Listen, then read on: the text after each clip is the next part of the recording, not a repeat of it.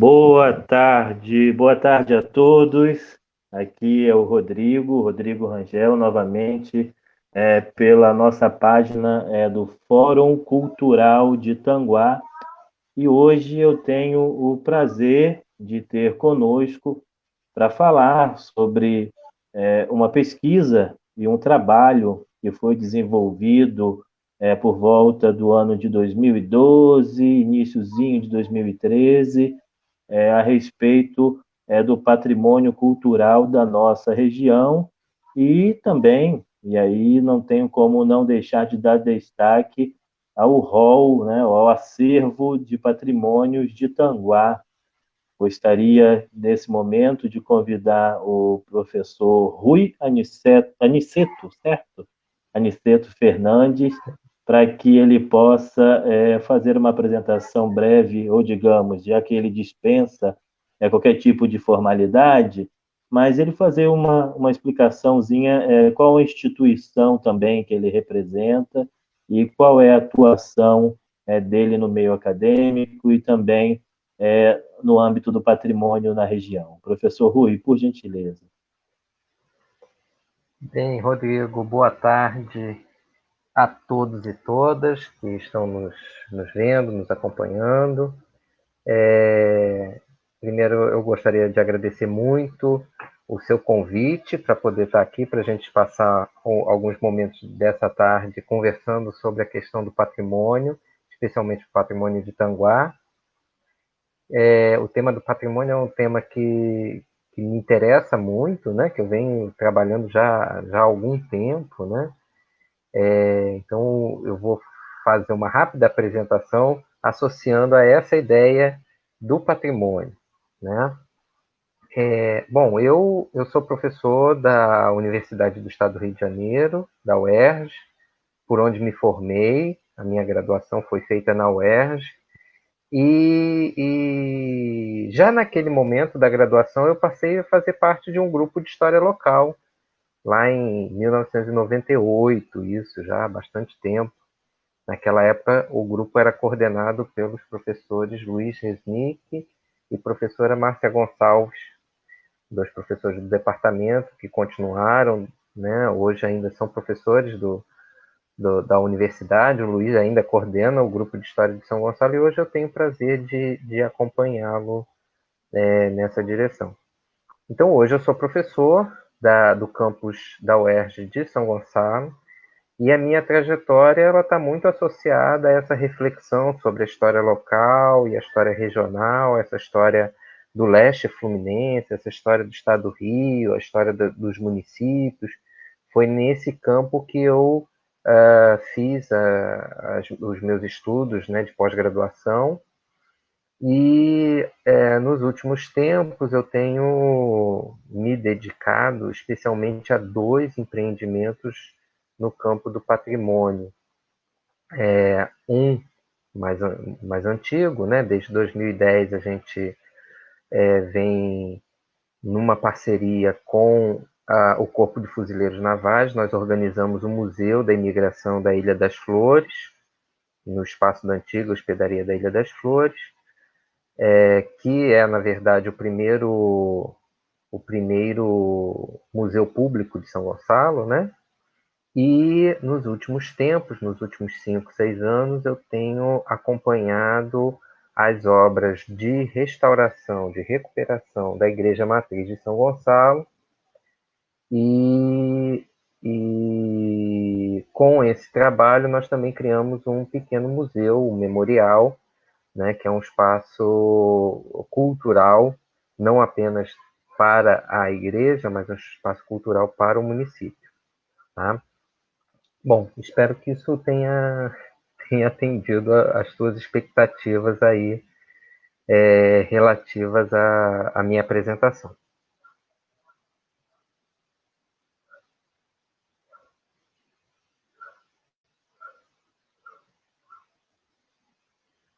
E o Rodrigo tá voltando, né?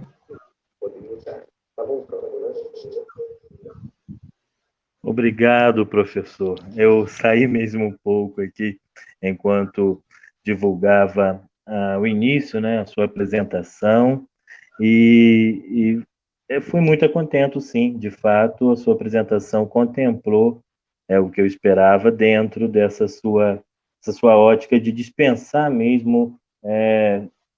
Com certeza ficou muita coisa ainda que, vamos dizer assim, a gente vai puxar durante o assunto, principalmente no campo das realizações.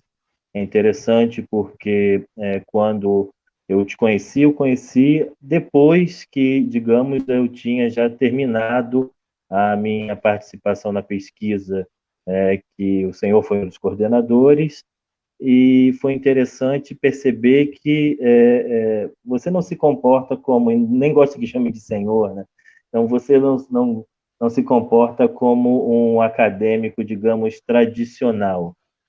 O senhor tem uma atuação, né? E um trabalho extramuros da universidade que é muito interessante. E isso se materializa para além e pelo contato direto com as pessoas que de fato se interessam pelo tema, pelas instituições, pelos movimentos que acontecem em torno do patrimônio cultural da nossa região. E, no caso, especialmente em São Gonçalo, que da mesma forma, é a sede da Universidade do Estado do Rio de Janeiro, a Faculdade de Formação de Professores, mas também por conta de ser a sua cidade, né?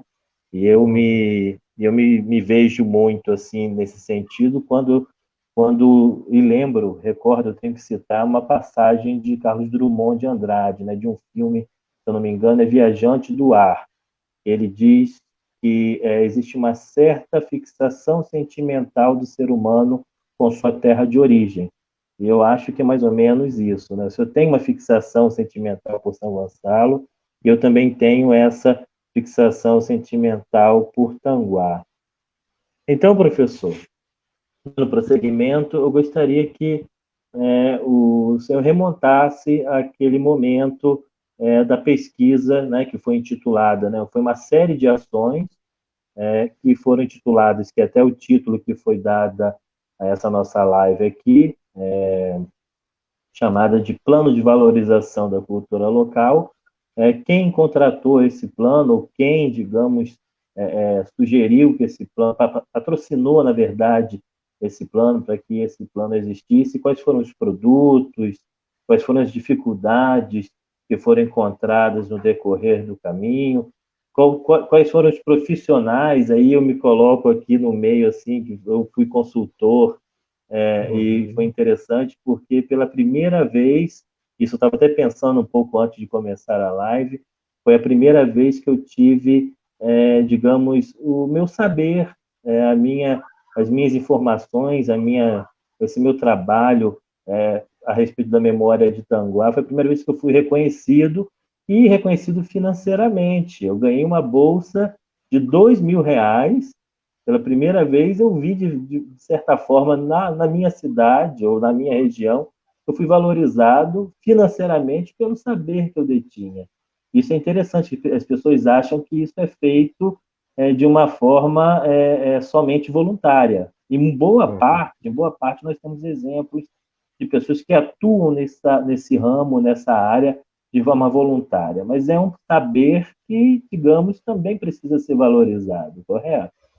Então, gostaria que você fizesse É um, é um, é comentário. um, é um saber profissional, né, Rodrigo? Esse é o X da questão, né? O campo da cultura em geral, no Brasil, ele é um campo em que não se vê muito, né, como um campo profissional, né? Então as pessoas acham que a gente tem uma tradição, né, aí de que a cultura ela é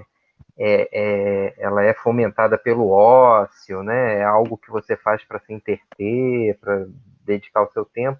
E eu acho que não, né? O campo da cultura é um campo sério, né? Um campo profissional. A gente tem não só os artistas, mas também, né, todos aqueles que estudam o campo da cultura, promovem ações, né? Então, devem ter o seu espaço valorizado e reconhecido.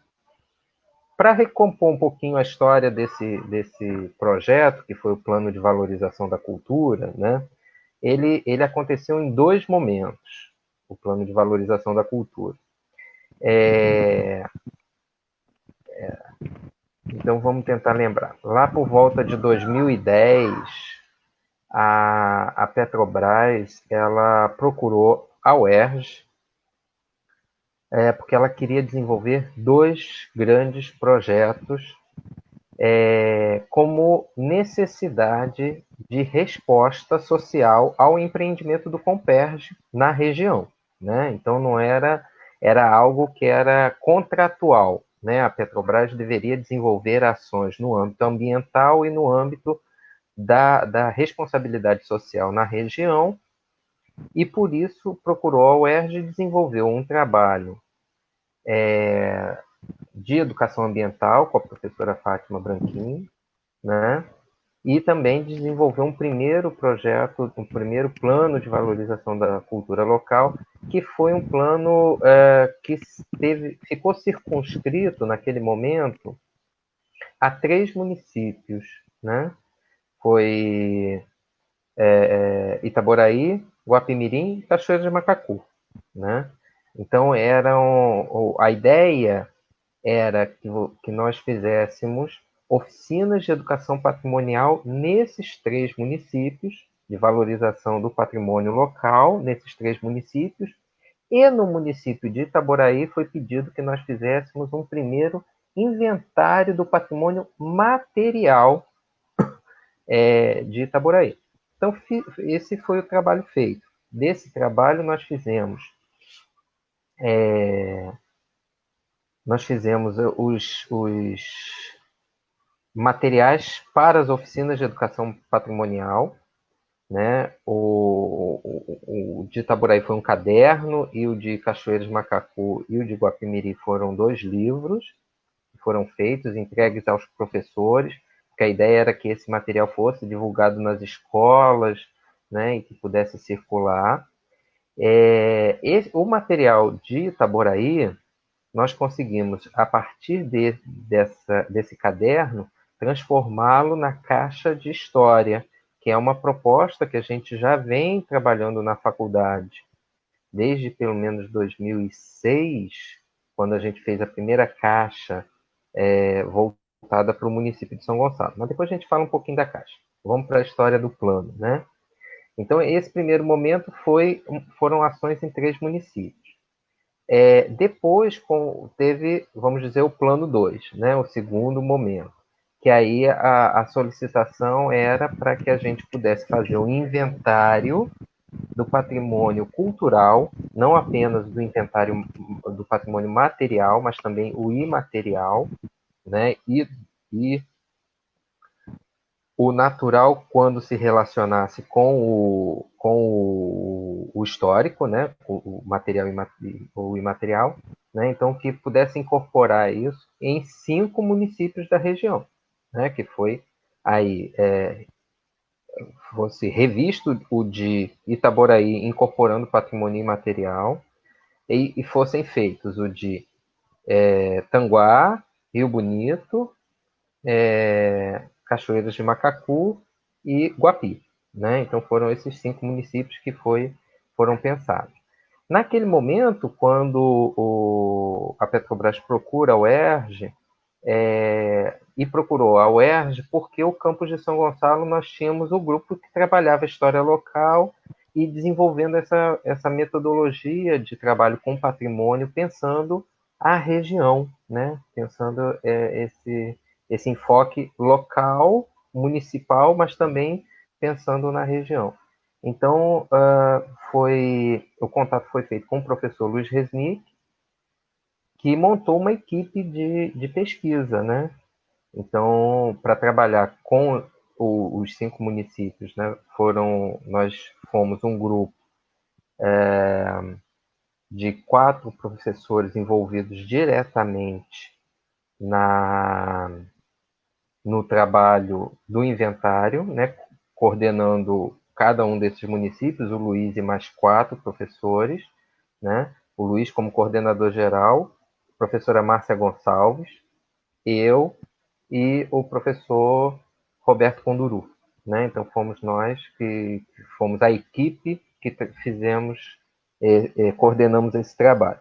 E a nossa ideia era que algumas regiões a gente já tinha maior inserção, já conhecíamos, né, materiais, acervos, bibliografia, mas até por conta do primeiro plano, né, daquele material todo que a gente tinha já feito sobre cachoeiras, Guapi e Itaboraí, mas de qualquer forma, nós precisávamos ter os pesquisadores locais que fossem aqueles que são reconhecidos por já desenvolver um trabalho de levantamento de acervos, de fontes, e produção de conhecimento sobre as localidades, para que a gente pudesse estabelecer o diálogo, né? Foi nesse sentido que você foi o nosso consultor de Tanguá, né? A gente tinha a referência do Luciano, né? Que tinha sido nosso aluno lá na FFP. O Luciano quase foi meu contemporâneo, né? Eu sou um pouquinho mais velho que o Luciano, me formei um pouco antes do Luciano, né? Quando eu estava saindo, ele estava começando a faculdade de História. E aí, através do Luciano, você, né, foi indicado, e aí a gente teve em cada localidade um pesquisador da localidade que já desenvolveu o trabalho, e com isso, né, a gente pôde ter todo esse inventário documental que gerou dois produtos que eu me orgulho muito, né? Pelo, todos os trabalhos que eu fiz até hoje eu me orgulho, né? Porque são as nossas paixões, né? A gente vai se desenvolvendo e vai desenvolvendo os trabalhos e eles vão dando frutos, né? Os produtos são isso, né? Mas eu me orgulho muito desses dois trabalhos, que é o livro, né? Que é Patrimônio Cultural do Leste Fluminense, e o documentário Entre Lugares, né? Que junto com esse inventário físico, vamos dizer assim, que foi o livro, né? O livro ele reúne os dados, né, históricos sobre os bens patrimoniais e faz ali uma descrição sobre as características estilísticas de cada um desses bens. E também nós tivemos uma equipe que filmou e fotografou todos os bens e nós coordenamos esse trabalho da edição desse documentário que é o Entre Lugares, né? Então foram dois produtos, né? Além daqueles anteriores da primeira etapa e da caixa de história, que também nós conseguimos desenvolver a caixa de Itaboraí, né? Foram trabalhos muito legais, muito interessantes, muito ricos sobre as localidades, né? Professor Rui Aniceto Fernandes, professor doutor da Faculdade de Formação de Professores da UERJ, em São Gonçalo, é hoje o nosso convidado no quarto web encontro do Fórum Cultural de Tanguá. É um prazer tê-lo aqui, professor, e poder, digamos, lembrar, né, trazer à memória novamente essa construção que foi o, o trabalho que desencadeou o livro Patrimônio e Memória no Leste Fluminense.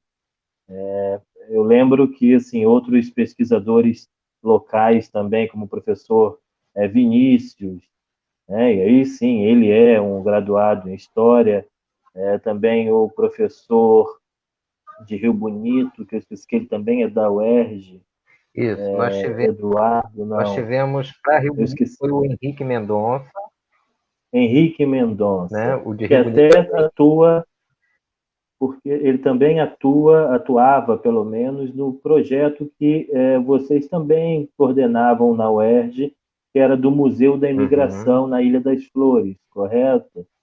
E lá também eu pude O, conhecê-lo. Então,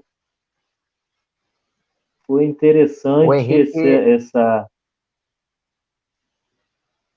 O Henrique é meu contemporâneo da faculdade, é, de família de Rio Bonito, vive em Rio Bonito, mas também se enveredou em trabalhar no campo do patrimônio, né? Trabalhava com a gente já no projeto de São Gonçalo, estudava história de Rio Bonito e foi um dos que teve ali no início do projeto da Ilha das Flores, né? Muito do que a gente vem fazendo hoje foi uma parceria, o Luiz, eu, né? O Luiz como coordenador, sempre acompanhando, né? Eu e o Henrique, a gente começou, eu ainda não era professor da universidade, mas a gente começou lá esse trabalho também. Foi uma parceria muito interessante, muito legal, sabe, Rodrigo? Assim, porque foi o Henrique de Rio Bonito, você, Tanguá, o Vinícius. Vinícius é uma pessoa boníssima, um pesquisador fantástico, né? Nós tivemos Apaixonado em Cachoeira de Macacu. muito, muito apaixonado, militante pela história, pelo patrimônio, né? Quando eu comecei a fazer o levantamento bibliográfico, encontrei a revista, acho que era Municípios em Destaque, da década de 80, e o Vinícius já estava lá na revista, jovenzinho, um jovem professor também, iniciando sua trajetória no campo, né? De Guapimirim, nós tivemos a professora Jussara, que foi a nossa assessora local, né? Que ela era de Magé e vinculada também à história de Guapi. Hoje ela é professora da PUC, né? É, em Itaboraí nós tivemos foi o Cláudio, né? Se não me falha a memória, foi o Cláudio Rogério, que, que foi nosso consultor também. Então, assim, nós trabalhamos com uma equipe que foi uma equipe muito boa e era essa a nossa preocupação, né? Porque, assim, éramos, digamos assim, éramos estrangeiros, né? Como é que nós, de fora, poderíamos identificar e reconhecer para os municípios o que era de valor, né? Porque, assim, você tem uma ideia sobre patrimônio, né? A nossa ideia, em geral, ela está muito cristalizada pelos padrões oficiais definidos pela legislação, né? Pelo IFAM, pela Constituição, pelo IFAM, pelo INEPAC. E os órgãos públicos, durante muito tempo, eles tiveram um olhar da relevância daquele espaço para a cultura nacional, etc. E tal. Então, nós temos acompanhado essa discussão do patrimônio pensando como é que as comunidades vivenciam os seus bens patrimoniais, o que elas reconhecem como elementos importantes. Porque se a gente for seguir apenas o que é reconhecido por esses órgãos federais, estadual, né, nós temos uma quantidade muito pequena de patrimônios na nossa região, né? Assim, tombados pelo IFAM, tombados pelo INEPAC. E aí a nossa ideia, de fato, era aquela de pensar o que essas comunidades reconhecem como patrimônio. E para isso a gente precisava ter os pesquisadores locais, né? Aqueles que já estão nessa política de reconhecimento da história, de reconhecimento do patrimônio local. Vocês eram fundamentais para que a gente pudesse desenvolver o nosso trabalho, né?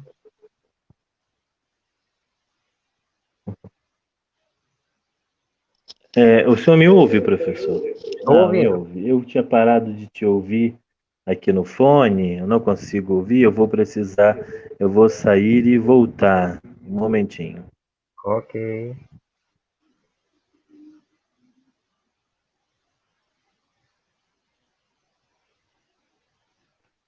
Estamos todos nos adaptando a essa tecnologia, Rodrigo. Não se preocupe. Esse é o processo dos nossos tempos.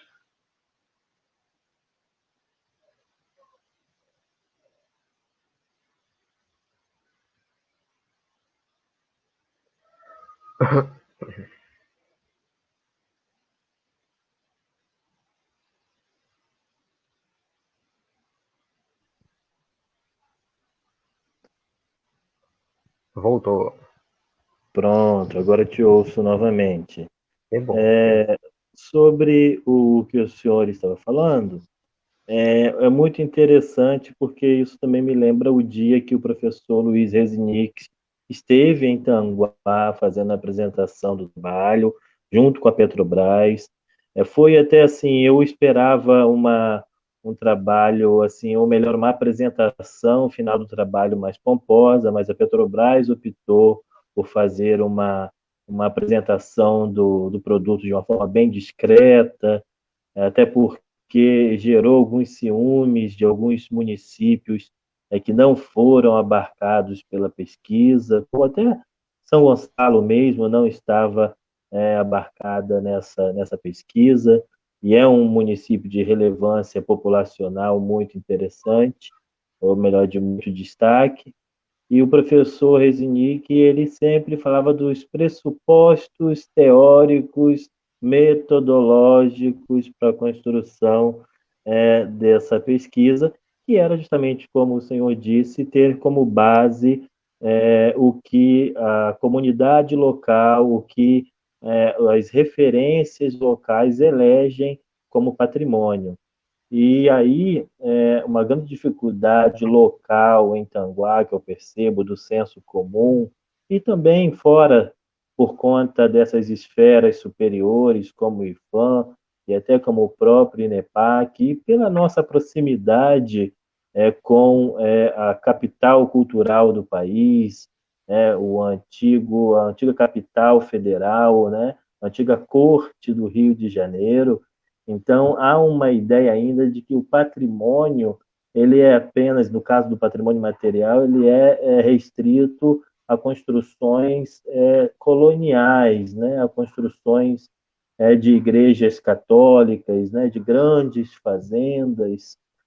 Itanguá, que era até 1995 um distrito de Itaboraí, e não por isso com menos relevância, existia sim, tanto que alcançamos o patamar de município através da emancipação, mas essa construção das referências locais, que era até um pressuposto interessante, era um pressuposto para a própria condição de aprovação da lei de reconhecimento do plebiscito. Né? A cidade precisaria ter uma independência histórica, né?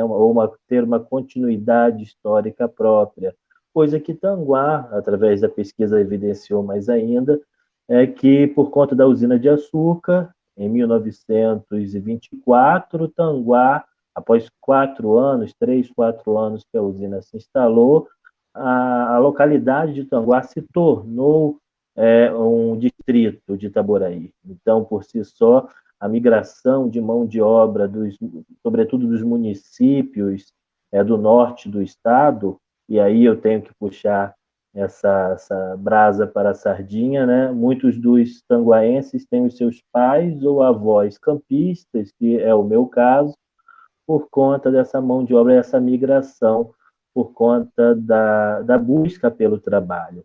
E é interessante notar que em 2000 esse processo, né, a Petrobras, ela também cria essa mesma dinâmica, né, um novo fluxo migratório de pessoas para a região buscando condições de trabalho, condições de empregabilidade.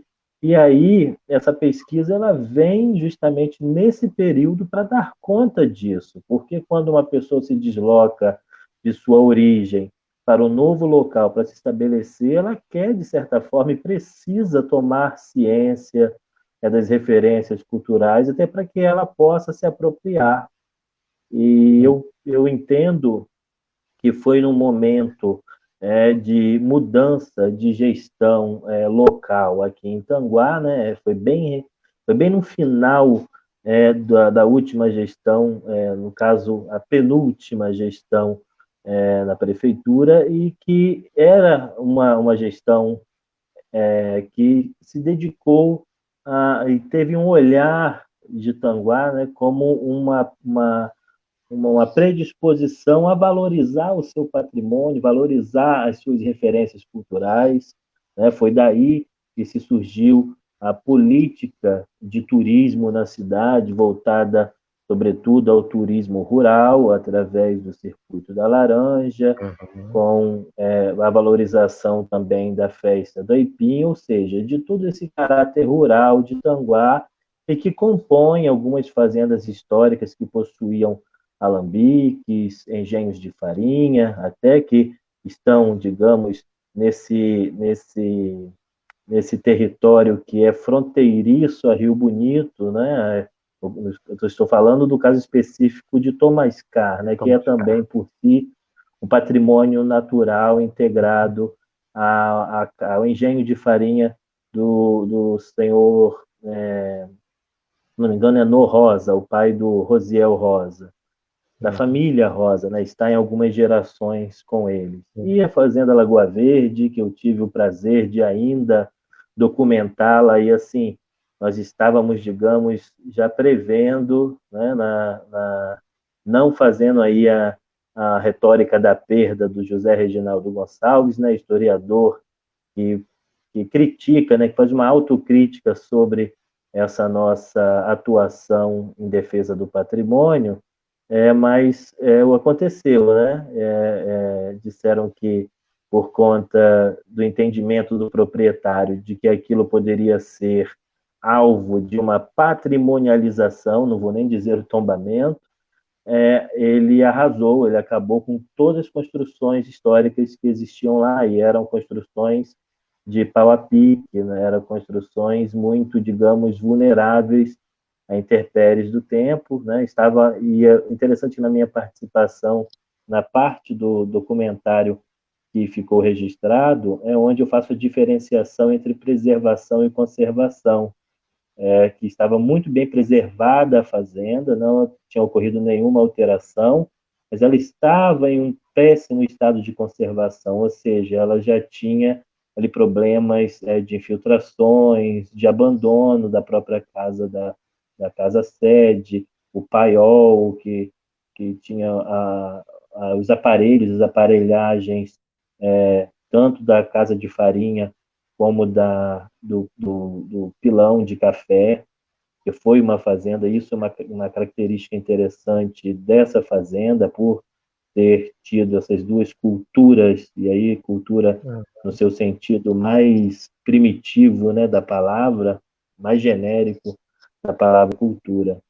Então, professor, com muito prazer que essa pesquisa também me permitiu que eu conhecesse pessoas como você, que são acadêmicos, mas que têm uma visão que a informação, que o trabalho do historiador precisa ser algo a levar em conta as referências, as referências populares, as referências do saber local, e que também, de certa forma, esse trabalho ele precisa ser desdobrado em diversas outras ações. E nesse sentido, eu destaquei aqui um trecho da pesquisa, que aí, como antes um pouquinho de entrarmos ao vivo, estávamos conversando sobre essa incompletude do trabalho, né? Que o trabalho é algo que está ainda por se desdobrar, por ele ser um plano de valorização da cultura local em si, ele ter por detrás ser uma ferramenta para que o gestor público possa eleger alguns patrimônios que sejam alvo de preservação, no caso, na política de tombamento, que é o alvo principal da política de tombamento, é fazer com que esses prédios, essas referências culturais, sejam elas materiais ou imateriais, sejam preservadas. Os gestores que se seguiram na Prefeitura de Tanguá, eles mantiveram, sim, o Circuito da Laranja como política na área de turismo, política pública, e já que nós, digamos, desenvolvemos a pasta, uma pasta conjunta em Tanguá, cultura e turismo, digamos que essa parte que seria, digamos, levada à frente pela cultura, ela não foi de fato levada porque nós não tivemos acesso às informações nesse momento. E aí eu quero fazer aqui o registro que em junho de 2006 foi aprovada uma lei, que é a Lei 0541, de 13 de junho de 2006, que dispõe sobre os bens integrantes do patrimônio histórico, cultural, turístico, paisagístico e arqueológico do município de Tanguá, e que prevê um Conselho Municipal de Patrimônio, um Departamento Municipal de Patrimônio e um Fundo Municipal do Patrimônio Tombado. E essa lei, por ser em 2006, quando a nossa pesquisa foi buscar as informações na Secretaria de Cultura e Turismo, não nos foi dada a informação da existência dessa lei. E não sei se por má fé ou por puro desconhecimento das pessoas que até agora, até o momento, conduzem a pasta, no caso a Secretaria de Cultura e Turismo, não nos informaram a existência dessa lei. E por conta disso, o texto da pesquisa, né, do livro Entre Lugares, logo naqueles artigos ali introdutórios, ele coloca assim: que um campo fundamental da ação se relaciona com as medidas oficiais de proteção, além das legislações federal e estadual, que permitem a proteção de bens culturais em suas respectivas esferas. Deve-se destacar a inexistência de mecanismos oficiais públicos de proteção dos valores culturais e ou o estímulo à preservação física de bens materiais dos municípios de Cachoeiras de Macacu, Guapimirim, Tanguá e Rio Bonito. E aí é onde eu digo, Tanguá e Itaboraí possui uma legislação de patrimônio, existe um rol de patrimônios reconhecidos como acervo do município, tombados pelo município. Infelizmente, não existem políticas, no meu entendimento, políticas ainda eficazes de intervenção nesses bens para preservá-los, mas existe uma legislação e existe, digamos, sempre uma pessoa que responde por esses patrimônios perante a sociedade, perante aos órgãos até de fiscalização e controle, como o Ministério Público, como a própria Defensoria Pública, qualquer ente a ser acionado, existe uma pessoa a representar o município nessa questão, existe uma política consolidada, digamos. E nós percebemos que Tanguá também possui, porém, até o momento não foi implementada essa lei, esse setor, né, esse departamento de patrimônio, que não gosto nem que seja esse nome, porque dá até uma ideia de que é o patrimônio físico da prefeitura, né, que é o rol de bens, né, os carros, os inservíveis e tudo aquilo mais, não é isso. É o patrimônio cultural, né? Seria algo até a se destacar para que não houvesse a confusão, e talvez seja essa confusão. O que o senhor acha, professor? Então, Rodrigo, quando você estava me falando, para mim foi novidade, né? Foi uma novidade de 14 anos, né? Da legislação é de 2006, né? Naquele momento, a nossa preocupação, quando nós fizemos o inventário, foi buscar, junto a todas as esferas administrativas do campo do patrimônio, né? Aí a esfera federal, estadual e as esferas municipais, a legislação pertinente à política de preservação, conservação desses bens. E naquele momento nós só encontramos a legislação de Itaboraí. Era o único município que tinha um decreto que relacionava um conjunto de bens patrimoniais e definia definia assim, de maneira muito ampla, né, algumas atribuições do município em relação ao cuidado com esses bens, né?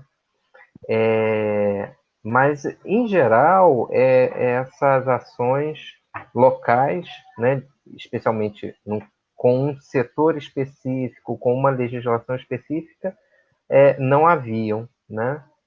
Nesses municípios que nós trabalhamos, Tanguá é um deles, né? A gente não sabia que existia, na verdade existia e a gente não sabia, né? Mas em outros municípios também fora desse conjunto que a gente trabalhou, né?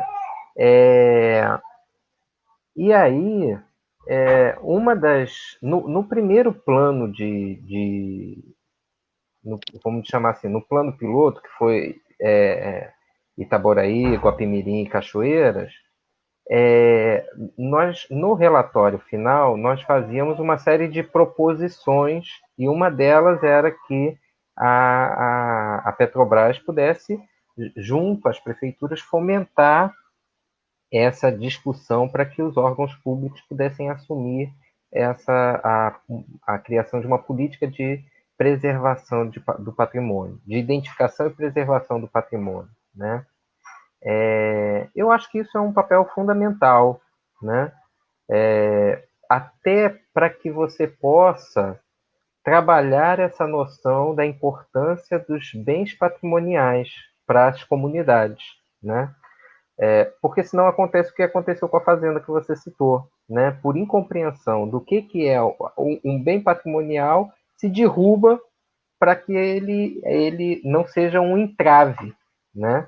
Porque existe um olhar muito consolidado de que esses órgãos de tombamento eles têm um papel fiscalizador que atrapalha o desenvolvimento desses bens que são patrimonializados, né?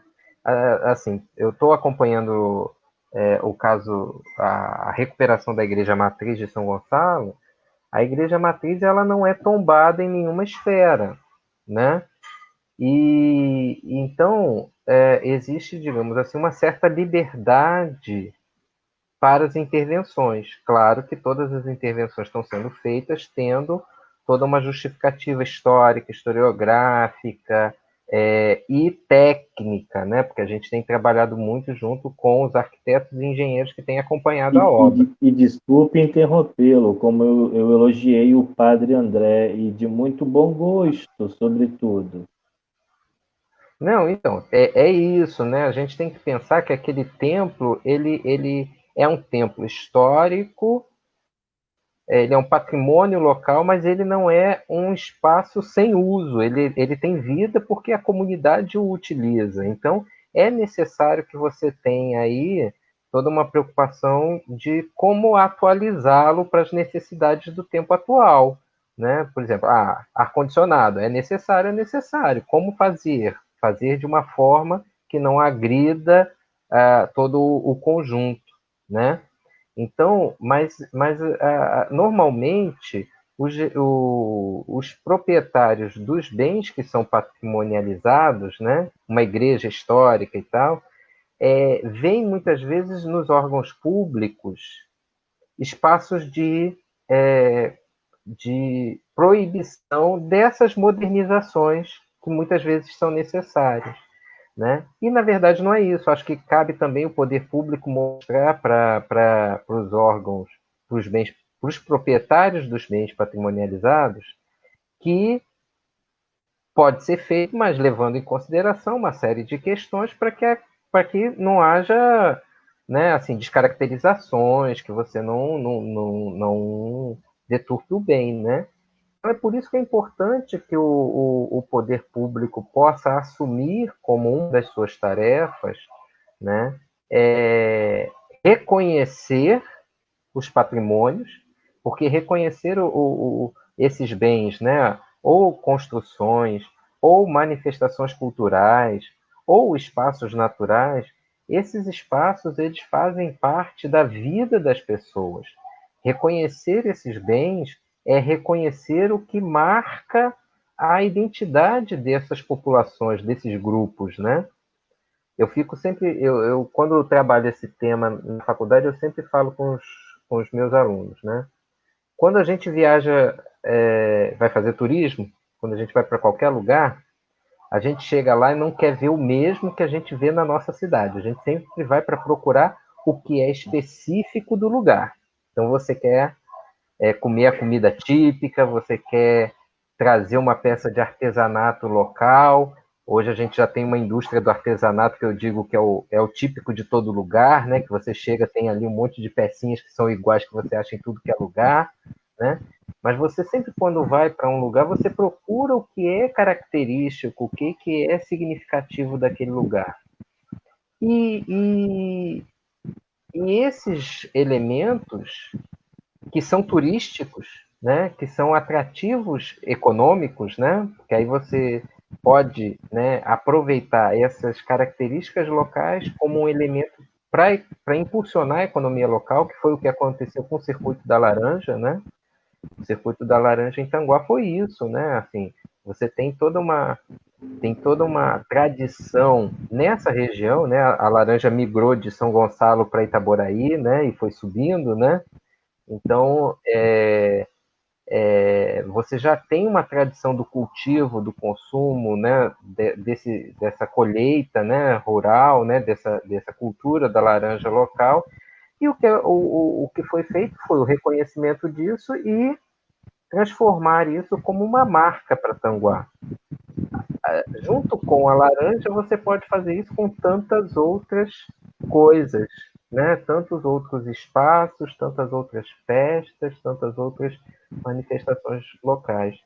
Mas é importante que o poder público assuma o seu papel, né? Porque isso não depende apenas dos guardiões das memórias, né? Dos mestres de ofício, né? Que estão aí e dos saberes que estão mantendo vivas, né, essas manifestações, né, desses proprietários que muitas vezes não entendem a importância que o seu bem tem, então ficam com medo de que agora eu não vou poder vender, não vou poder mexer, então é melhor derrubar, que aí não vai nada vai ser nada vai atrapalhar, né, não vai me fazer perder o valor econômico da minha propriedade, né? Então esses dados são importantes que o poder público possa esclarecer a população e valorizar, porque tem a ver com as marcas, né, com a identidade local.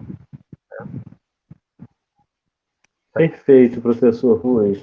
Eu gostaria, desse momento, de assinalar aqui a presença de algumas pessoas que ou estão ou passaram aqui já pela nossa live.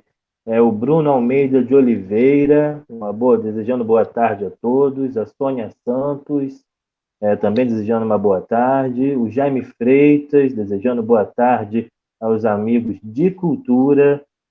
O Alaf de Oliveira, um amigo que é da área rural de Tanguá, ou melhor, teve sua origem ali na área rural de Tanguá, é das pessoas que são um integrante da Igreja Congregacional da Posse, que promove a festa do Aipim, já está na sua 37ª edição, e que infelizmente esse ano não pôde acontecer, no dia 1º de maio, né, todo dia do trabalho, todos esses anos foi realizada, e foi também uma manifestação cultural pesquisada e registrada por essa pesquisa, tanto no livro quanto no documentário.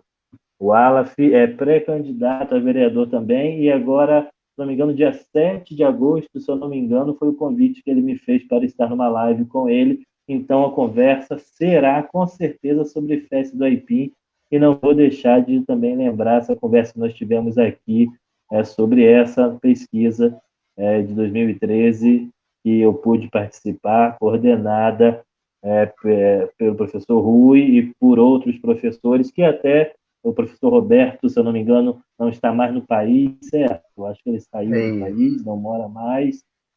E o professor Mário Ângelo Miranda também.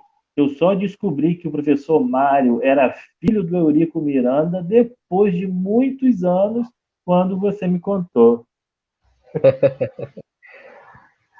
E também tenho aqui, e uma presença aqui também muito ilustre também, que passou aqui pela nossa live, dizendo que é ótimo, e que será ótimo, que ele disse aqui, o diretor do documentário Entre Lugares, o Paulo Rosa, o Pedro Paulo Rosa, que foi o diretor do documentário Entre Lugares. Eu já convidei o Paulo para estar conosco aqui em mais uma edição do Web Encontro do Fórum Cultural de Tanguá, e creio eu, e aí ele como diretor, o senhor como um dos pesquisadores, eu creio que não teremos problema com direitos autorais se exibirmos a parte de Tanguá aqui na live, certo? Uhum.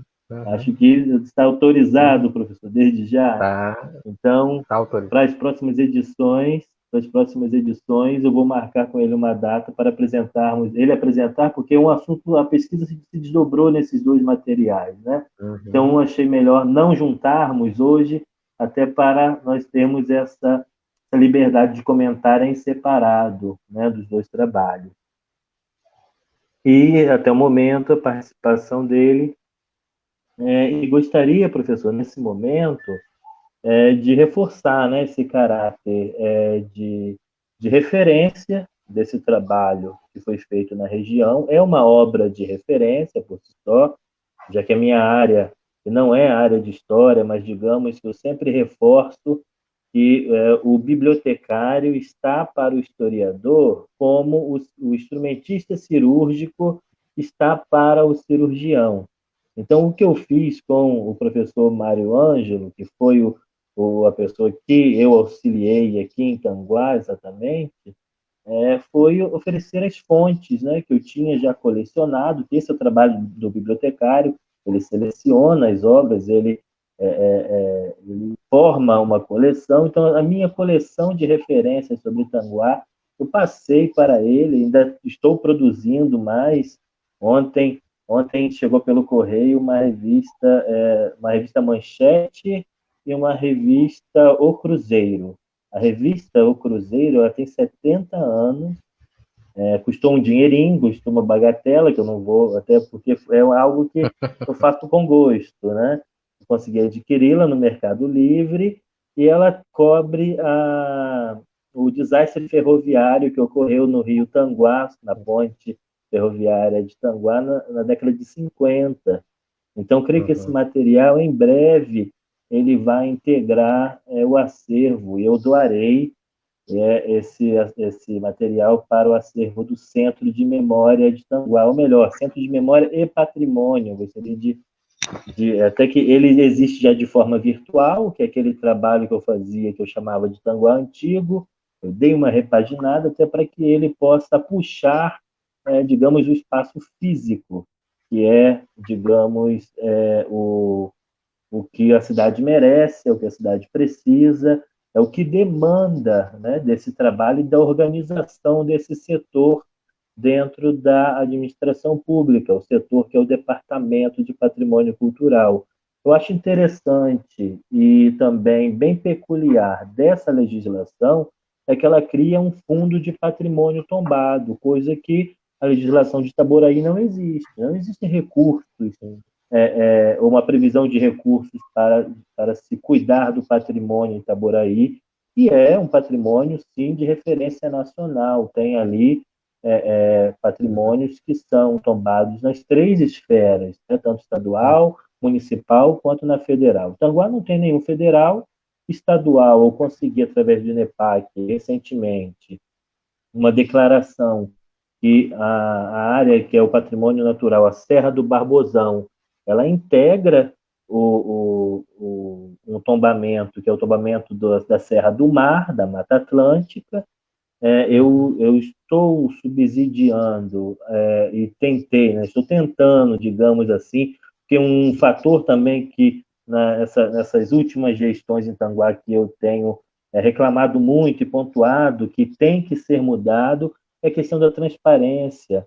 Está sendo construído um plano municipal da Mata Atlântica e que a própria legislação, e aí eu até trouxe aqui a legislação, a lei orgânica municipal, ela coloca a gestão do patrimônio cultural, o patrimônio material e imaterial, dentro da política de meio ambiente. Ela está no artigo 245, e ela estabelece como áreas de preservação permanente, aqui no item 4, as áreas de interesse arqueológico, histórico, científico, paisagístico e cultural.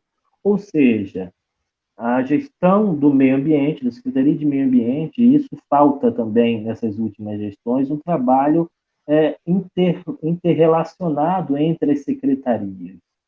Recentemente, foi autorizado o corte de um conjunto de eucaliptos que eram robustos, bem altos, ou seja, árvores que contavam uma parte da história da usina de açúcar na área que também foi a Cibram, a Companhia Brasileira de Antibióticos.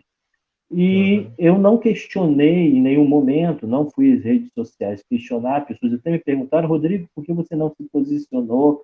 Mas por entender, e porque a minha casa é em frente também essas árvores, em grandes tempestades, com muito vento, é, essas árvores elas ofereciam certo risco à vida humana, né? Antes do patrimônio, nós temos que Sim. verificar e cuidar do patrimônio humano, das vidas das pessoas. Então, por conta disso, eu não questionei a autorização que a Secretaria de Meio Ambiente deu para o corte de um conjunto, de uma alea de eucaliptos quase centenários aí, né? Já que esse ano a gente pode ter como marco histórico os 100 anos da usina de açúcar em Tanguá, por conta dela ter sido construída entre a década de 20 e o ano de 23, eu não questionei essa poda, esse corte, não fui tão contundente, mas eu também fiquei pensando para onde foi o valor, os recursos que gerou a venda desse material, correto? E aí eu imagino que a venda desse material poderia ter sido obrigada a ser revertido ao Fundo Municipal de Patrimônio Tombado. Então, creio que há uma falta de interesse de colocar justamente a questão da responsabilidade social das empresas, e aí estou falando da esfera privada, como foi o que ensejou essa pesquisa, que foi a Petrobras, através do seu trabalho de responsabilidade de retorno social a uma área impactada por um empreendimento dela, ela retornou isso à sociedade em forma de elaborar esse estudo, que hoje é um guia, é um material que serve a todos os municípios para começar o trabalho de preservação, o trabalho de gestão do seu patrimônio. Porque, de fato, nós não conseguimos dar conta de tudo. Para o senhor ter ideia, o senhor conhece muito bem essa referência, em 1983, uma autarquia do governo estadual chamada Fundrem, que era uma fundação que cuidava da área da região metropolitana do Rio de Janeiro, onde Itaboraí estava composta, compunha já essa área metropolitana do Rio de Janeiro. Foi elaborado um inventário de bens culturais, e muitos desses bens culturais, sobretudo na área rural, foram bens culturais, e até existe até hoje a ficha do INEPAC. Por isso eu acho que assim, é um inventário do INEPAC, o INEPAC tem a sua parte de responsabilidade, por mais que não seja um inventário feito por eles, mas auxiliado por eles, a, de certa forma, auxiliar os municípios, no caso de Itaboraí e Tanguá, a gerir, a identificar em que estado ainda resistem esses patrimônios. Depois de 36 anos, alguns deles ainda resistem de uma forma muito precária, né? Um estado de conservação e de preservação bem alterados, porém, para esses municípios, são grandes referenciais. E, recentemente, e aí eu gostaria que o senhor falasse, explicasse um pouquinho, né? Já indo assim, especificamente, alguns bens que o estudo possa ter destacado, que o senhor lembre que se destacou em Tanguá, porque desses bens, até que são referenciados no Fundrem, nem todos entraram na pesquisa, ou por conta de tempo, ou por conta até de uma escolha. Por exemplo, já fui questionado porque a Embratel ela não foi incluída no projeto, ela não foi um dos bens culturais, não foi feita a análise, né, que foi desenvolvido através de uma análise histórica e uma análise artística de cada bem. Então, ele não foi feito esse trabalho, não foi referenciado. E eu gostaria que o senhor também, porque há pouco tempo eu lhe acionei e o senhor, com muita, digamos, muita presteza, gostaria até de agradecer publicamente, com muito desprendimento, me auxiliou a justificar uma intervenção em um bem cultural de Tanguá que me foi demandada pela Secretaria de Governo.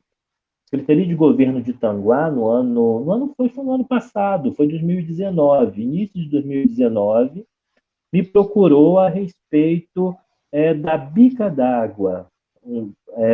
Hoje é um patrimônio de Tanguá, um patrimônio histórico, possui uma referência histórica por detrás desse bem cultural, e ele hoje está, digamos, de fato, por conta até de todo o conjunto da Praça Central de Tanguá ter sido desconfigurada por má conservação, por intervenções que até eu tenho a audácia de dizer e faço a conclusão que por um revanchismo político, porque algo que também foi destacado na pesquisa, que aquele espaço central da cidade é sempre um espaço de intervenção das sucessivas gestões do município. Então, de certa forma, me cobraram que queriam entender o porquê daquela obra. Eu pedi que o senhor fizesse uma carta pela Universidade do Estado do Rio de Janeiro, recomendando a intervenção através de sua reconstrução e reposicionamento. Foi quando busquei um orçamento numa empresa especializada em monumentos em pedra, numa cidade, na cidade mineira de Coronel Xavier Chaves, uma empresa especializada nesse trabalho com pedra, para se reconstruir esse monumento e reposicionar, porque é interessante que ela remonta à participação de Tanguá num episódio histórico do início da República, chamado Revolta da Armada, e ela possui em sua ponta uma bala de canhão e se posicionava no centro de Tanguá, no centro de fato, no espaço central ali da praça, que hoje é a Praça Roberto Pereira dos Santos, mas que era o arraial da estação ferroviária de Tanguá.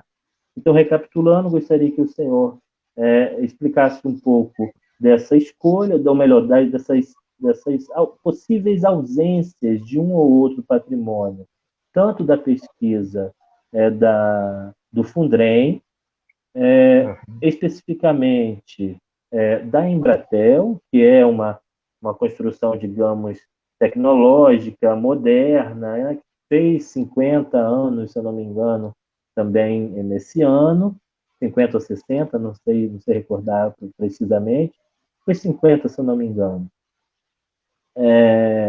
E, especificamente, o pedido que eu lhe fiz sobre a intervenção na bica da praça. Infelizmente, o poder público somente me consultou, eu te acionei, e não deram nenhum retorno. Eu acredito que um orçamento de uma reconstrução de um monumento, e aqui eu vou abrir porque eu acho que transparência é fundamental. O orçamento foi feito R$ 18.900. R$ 18.900 pode parecer muita coisa, mas acho que para a nossa história e para uma cidade como Tanguá, que precisa buscar esses referenciais, é algo muito pouco perto do que se gasta no Carnaval, por exemplo, numa festa que tem se tornado como referencial de política pública em Tanguá, na área da cultura, desde que Tanguá se constituiu como município. Bom, Rodrigo, ainda antes de te responder, só comentando que você traz o dado, né, de que a legislação de patrimônio está dentro da legislação de preservação ambiental, né? Eu acho muito interessante isso, né, porque isso acompanha um movimento já internacional, né, de patrimônio integral, né? Eu não sei se os legisladores naquele momento tinham essa consciência, né, de que esse já é um movimento internacional de você integrar o patrimônio material o imaterial e o natural como patrimônio integral de uma comunidade, né? Não é à toa que algumas regiões brasileiras, alguns sítios vizinhos, próximos aqui, né, conseguiram o reconhecimento internacional por exatamente investir em políticas que integrem esse conjunto, né? A cidade do Rio de Janeiro, com patrimônio cultural, da mesma forma que a região de Paraty, né, que agora, há um ano e pouco atrás, conseguiu esse título de Patrimônio da Humanidade nessa direção. Então, acho muito interessante porque é essa ideia de que o patrimônio é o que está integralmente associado à vida das comunidades, né? Então, não é só o casarão, né? É o templo da igreja, né? Não é o templo da igreja pelo templo da igreja, pela antiguidade do templo, mas é porque aquele templo ele tem um significado para aquela comunidade. No caso de Tanguá, não tem como se falar na história de Itaguá sem falar no caso da usina, né? A usina deixou marcas, né? Aí construções que estão em uso, algumas que estão em uso até hoje, né? Porque foram adquiridas, né, por outras empresas e tal. Então, assim, a experiência da usina de Tanguá, né, a usina de açúcar, é um desses elementos que precisa ser valorizado e as construções aí reconhecidas, né, porque marcam a paisagem, né? Agora, em qualquer trabalho que você faça de inventário, sempre vai haver alguma ausência, né? Porque assim, a gente, por mais que nós tentássemos, né, reconhecer os patrimônios na diversidade territorial do município, porque o que acontece? Quais eram os passos da pesquisa, né? Primeiro, né, você vai para a legislação, vai para os órgãos oficiais de tombamento, você vai para o IFAM, para o INEPAC, para as prefeituras. Obtém os dados possíveis ali, né? Você vai para um outro nível que também era oficial, né? Assim, para os sites da prefeitura, muitas vezes, para os sites das empresas de turismo, das secretarias, né? Que identificavam os elementos significativos, né? Então você tinha esse primeiro movimento, mas muitas vezes esse arrolamento, esse levantamento que já existe prévio, como era o caso do levantamento da Fundrem, né, do Inventário dos Bens Culturais de Itaboraí, em que Tanguá constava, né, às vezes não atendiam todas as localidades, né, todos os distritos, todos os bairros, né, não davam conta daquela diversidade territorial. A nossa preocupação é que todos aqueles que tivessem alguma representatividade estivessem ali levantados, né? Então, mas acaba acontecendo esse tipo de questão, né? Às vezes não tem algum bem, uma sede de fazenda, né? Um templo, alguma outra coisa, não faz parte. Eu acho que foi de fato uma falha na época não ter entrado as, as torres, né, da Embratel, porque assim como você, eu também coleciono materiais históricos da região, né? Então, os postais que eu tenho de Tanguá são postais da Embratel, né, dos anos 80, né?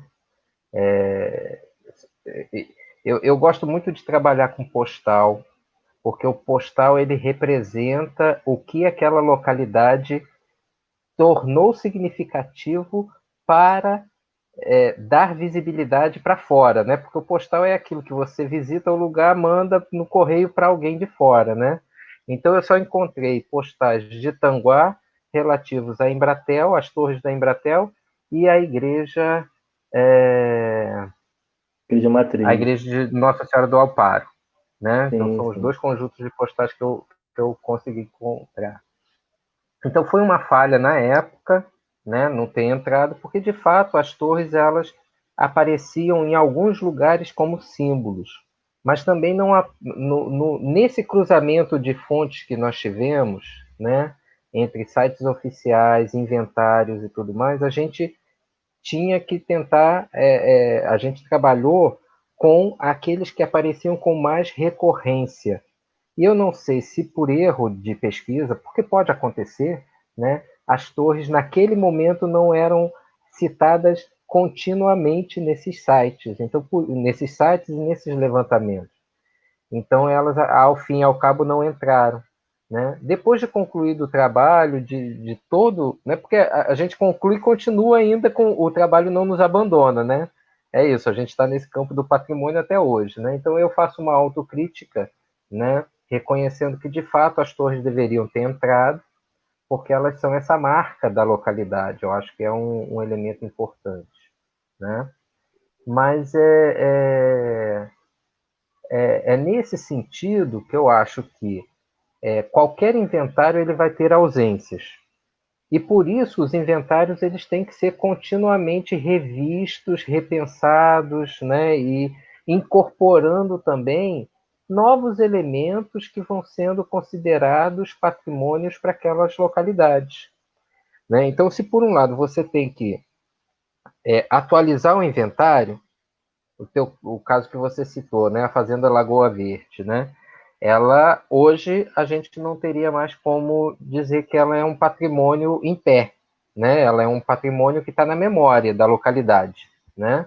Então é preciso registrar isso, é preciso registrar que essa construção ela passou por esse processo de destruição por conta de uma ação Y, né, XYZ lá do seu proprietário, mas que ela existiu, né?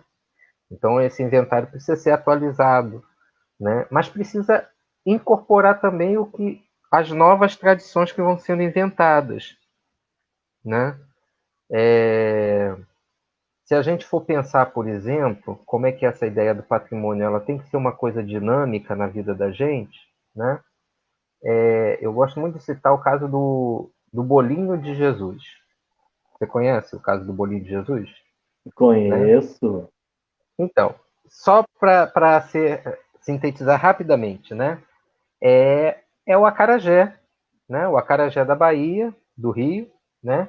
Foram reconhecidos pelo IFAM como um elemento patrimônio imaterial brasileiro. Não pode ser alterado, nada e tal, né? Só que na Bahia, algumas das baianas de acarajé, elas se converteram às religiões neopentecostais e eram proprietárias dos pontos de venda de acarajé e tudo mais. O que elas fazem? Elas, aquilo é o ganha-pão delas, mas elas não continuam, não vão manter aquela tradição da mesma forma. Então, por isso, elas deixam de chamar de acarajé, mudam uma série de elementos ali no preparo, né, na sua própria indumentária e tudo mais, e vão vender o bolinho de Jesus, que é o acarajé. Né? Então, isso mostra que essa questão do patrimônio ela é uma questão dinâmica. Como não reconhecer que o bolinho de Jesus tem essa ligação com o acarajé? É o acarajé de uma nova forma hoje. Né? Quando eu estudei folclore, o meu primeiro trabalho no campo do patrimônio foi um estudo sobre a dança de São Gonçalo. E eu estudei relatos sobre a dança no Brasil inteiro em vários momentos, e na década de 50, quando você estava organizando o movimento folclórico, havia um debate muito grande entre os folcloristas se as manifestações nascentes podiam ser consideradas folclore. Para citar um exemplo, eles colocavam quadrinhas infantis, né, quadras cantadas pelas crianças, que incluíam a Coca-Cola. Então, aquela musiquinha que citava a Coca-Cola podia ser ou não podia ser citada, referenciada como folclore infantil, como cantiga infantil, né? E claro que podia, né? São os novos elementos que estão aí sendo agregados, né? Então, acho que os inventários eles servem sempre como ponto de partida para qualquer ação política feita. Se, por um lado, para você reconhecer o que tinha, identificar como eles estão, mas, por outro, também você incorporar os novos patrimônios que vão sendo reconhecidos pelas comunidades, né? Acho que um exemplo que pode colaborar para isso, que foi pesquisado, foi registrado no livro Patrimônio Cultural no Leste Fluminense, é a festa da Matriz de Nossa Senhora do Amparo. É uma Uhum, festa que teve, digamos, uma grande expoência em nível regional. Foi muito conhecida até popularmente como Festa do Morro da Igreja, onde as pessoas uhum, se preparavam com expectativa para essa festa. Há pouco tempo eu até encontrei uma referência no jornal Folha de Itaboraí, se eu não me engano, ou acho que foi Itaboraiense, de Itaboraí, que dava algumas referências até de uma data diferente, de 15 de agosto, que é a data escolhida até para ser feriado municipal, por conta dessa influência católica, mas eu costumo dizer que é uma data que é para todos, né? Não é uma data uhum, exclusiva da religião católica, até porque era uma forma de se assegurar, caso a data caia em um dia pela semana, que as pessoas possam frequentar a festa, uhum. né? Então, ela foi se modificando com o passar dos anos.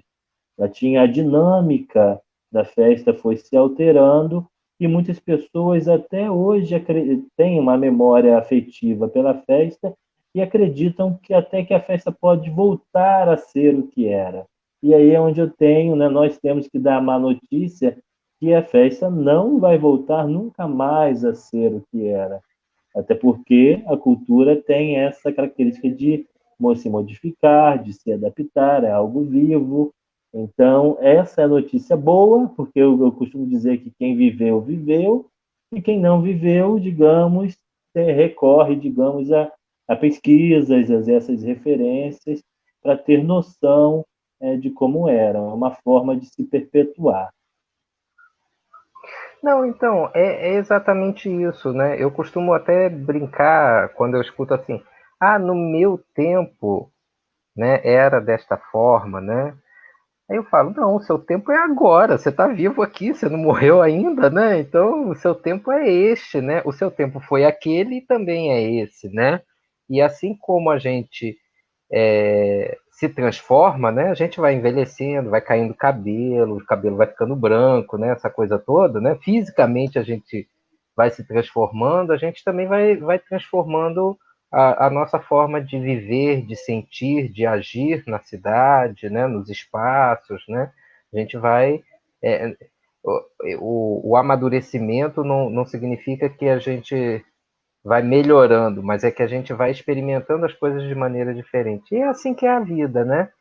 Então, nesse campo do patrimônio, eu acho que isso é importante. Agora, sobre o caso específico da questão da bica, né? Eu acho que, como você citou, né, quando você me pediu aquele parecer, né, sobre o projeto, né, eu fiz no sentido de colaborar, por quê? Porque se, por um lado, o patrimônio ele é algo que a comunidade reconhece, ele também deve servir para que aquela comunidade conheça as experiências vivenciadas naquele lugar. A Bica, ela está na Praça Central, né? E a Praça Central, ela é central exatamente porque ela é vamos chamar assim, o marco zero, né, da localidade.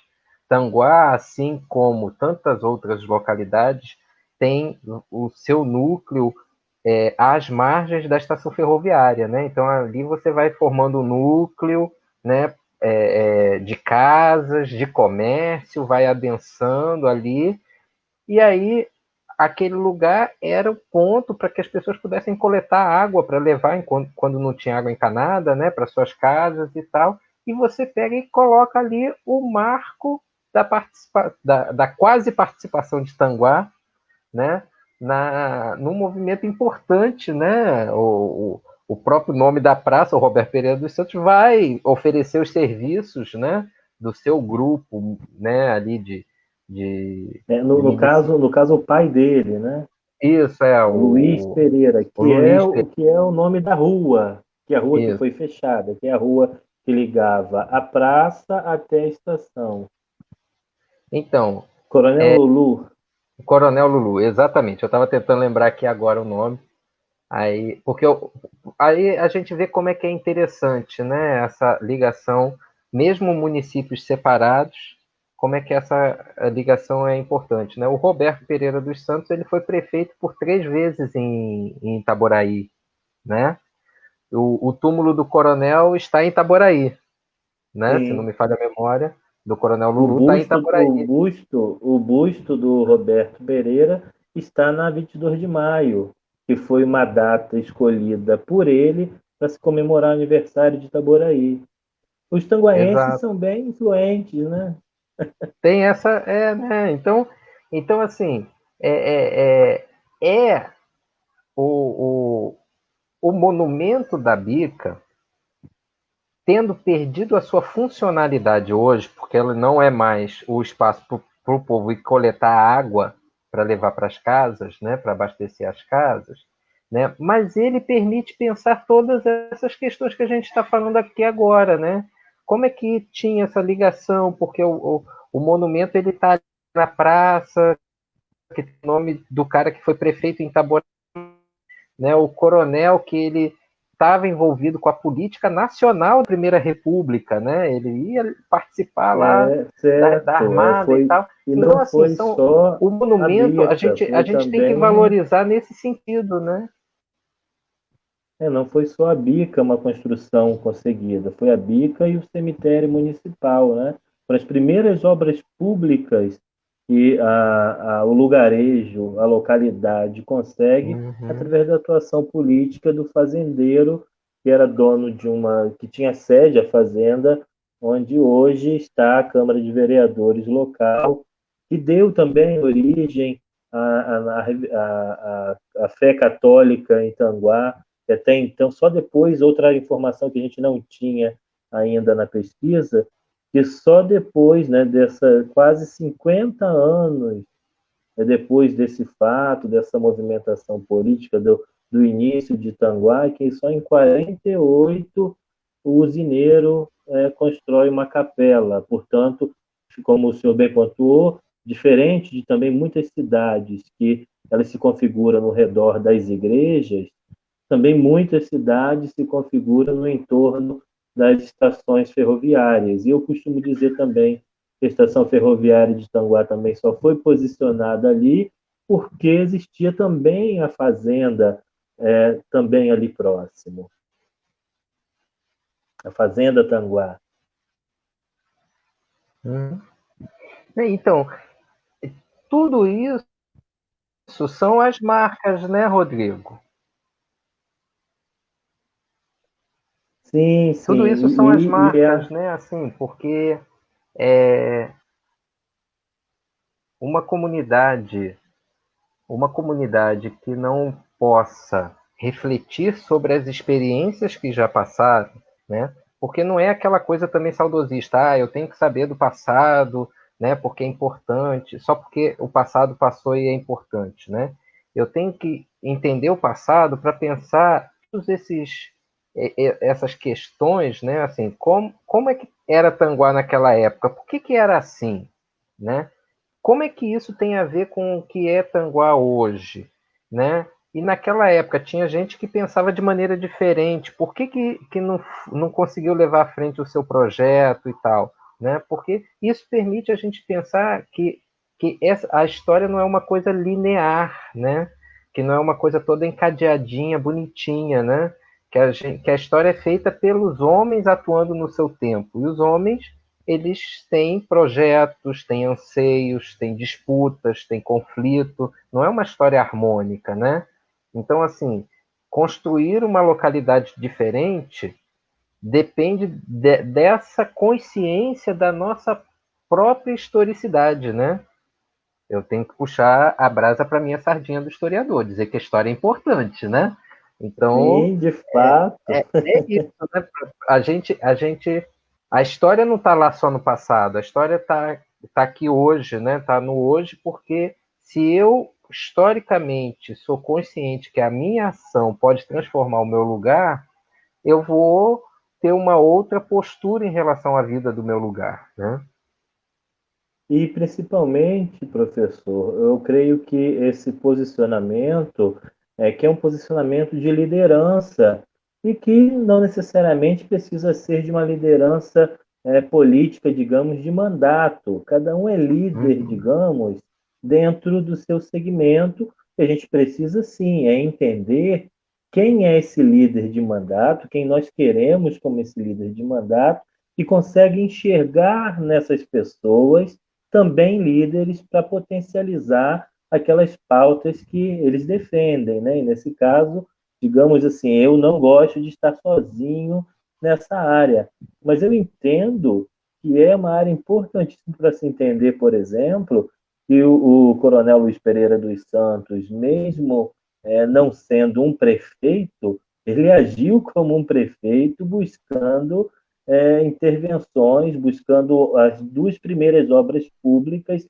e se eu não me engano também as uhum, pontes, né, ponte sobre o Rio dos Duques, a ponte sobre o Rio Tanguá, que eram constantes essas obras, porque não existia ainda a ligação, não existia a rodovia BR-101, então a região era isolada por conta, digamos, desses rios nos períodos de maior chuva, da mesma forma que o Manuel João Gonçalves Filho, que as pessoas confundem com o pai fazia parte de uma sociedade que foi da década de 30 até a década de 50, mas o Manuel João Gonçalves Filho, que faleceu há coisa de 2 anos atrás, há pouco tempo, o senhor Manuel Gonçalves Filho, quando tinha seus 22 anos, era um jovem, herdou esse império da família que se estendia não só na usina de açúcar, era no Banco Predial, outras empresas de importância tanto em Niterói como no Rio de Janeiro como um todo,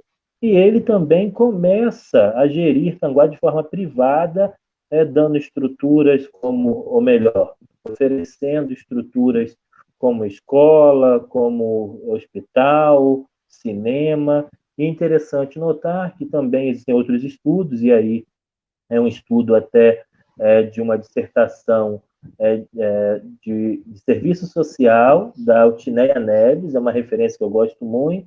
No primeiro capítulo dessa dissertação, ela hoje é doutora, ela já passou depois do mestrado ao doutorado, mas nessa dissertação ela mostra aquele movimento que nós falamos no início da conversa, de uma cidade, ou melhor, de uma localidade que recebe um fluxo migratório por conta da empregabilidade na usina de açúcar e passa ao Comperj, naquele contexto que foi feita a pesquisa do plano de valorização da cultura local, para justamente dar conta dessas referências históricas, que no caso do usineiro, ela coloca a Altineia Neves, que é algo que ficou impregnado na cultura local, a visão do líder político como um benfeitor, não como também um servidor público. Então, muitas vezes, uhum. ainda existe uma referência política como se essas pessoas, digamos, elas usassem as esferas do público e do privado, né? Essas coisas que acontecem no Brasil, né? Essas confusões. Então, dessa forma, a gente entende um pouco o nosso posicionamento dentro dessas esferas de poder e entende que essas movimentações e até a questão de fazer com que as pessoas tenham entendimento, né, a questão da educação, do acesso aos bens culturais, né, é um pouco do que o acesso também à visão crítica, uma visão de mundo mais ampla, que faz com que as pessoas sejam mais questionadas, ou as pessoas em posições de poder sejam mais questionadas. Então, é um pouco dessa troca, desse vai e vem, digamos, de poder, esse equilíbrio, na verdade, é que faz um local se desenvolver. E, para mim, a partir da cultura, é uma forma da gente se desenvolver não só economicamente, mas enquanto ser humano, enquanto cidadão. Nesse sentido, professor, gostaria de, em gente, já começar encaminhando para o final, vou fazer aqui a leitura de alguns comentários de quem está ou passou aqui pela nossa live. O Zeca Novaes, lá de Rio Bonito, meu amigo Zeca, ele deseja para a gente, ou melhor, especificamente para o senhor, boa tarde, professor. Boa tarde, camarada Rodrigo. Grande liderança cultural de Tanguá, máximo respeito. Máximo respeito a você, Zeca. Que até citei recentemente em uma das lives do Luciano, do vereador Luciano Lúcio, que se não fosse você pela cultura de Rio Bonito de forma privada, Colônia na Lua é uma entidade privada, cultural, das artes, né? Da arte circense, da arte da música, da interpretação, do teatro. Nós teríamos uma cultura sub-zero em Rio Bonito, como é em Tanguá, porque recentemente, professor Rui, não sei se o senhor teve acesso a uma reportagem que foi mostrada no RJTV, primeira edição da Rede Globo, que Tanguá, dentro do mapa das desigualdades, Tanguá, Rio Bonito e mais 2 ou 3 cidades da região metropolitana, para ilustrar que elas são, o quesito cultura, elas são zero. Zero por conta de não existir nenhum museu nesses municípios, nenhum museu público, né? Nenhum museu público, nenhuma entidade que tome conta, que faça de fato a gestão da sua história, a gestão do seu patrimônio e ofereça condições para que todas as pessoas possam de fato conhecer as nossas origens.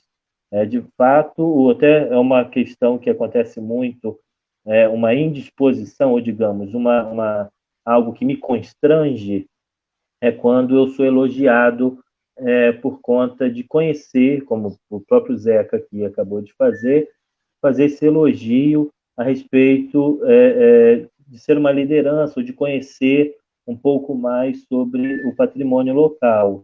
Isso se dá porque eu tive a curiosidade de buscar essas informações e o trabalho de buscar essas informações que de fato, elas precisam ser oferecidas pelo poder público de uma forma mais fluida, de uma forma mais acessível, de fato acessível não por uma palavra de moda, mas uma palavra de fato que seja eficaz, né? Temos meios eletrônicos hoje para disponibilizar esse tipo de informação, mas sobretudo um espaço que possa ser, ao mesmo tempo, um espaço por si só, um elemento, um objeto de importância histórica. Por conta disso, por muito tempo, e até acreditava que nessa gestão seria possível adquirir o parte do espaço da usina de açúcar, da usina Tanguá, para que no prédio do escritório e balança, que foi até dentro da análise artística do professor Roberto,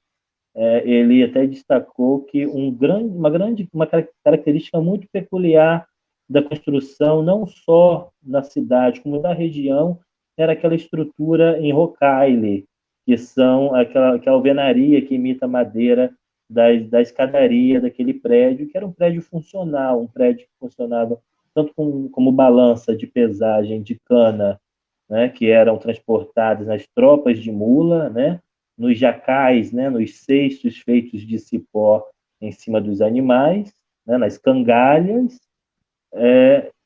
tinha essa função de pesar, né, essa cana que era trazida do interior do município para a usina de açúcar, né, logo bem no seu início, porque depois foi substituído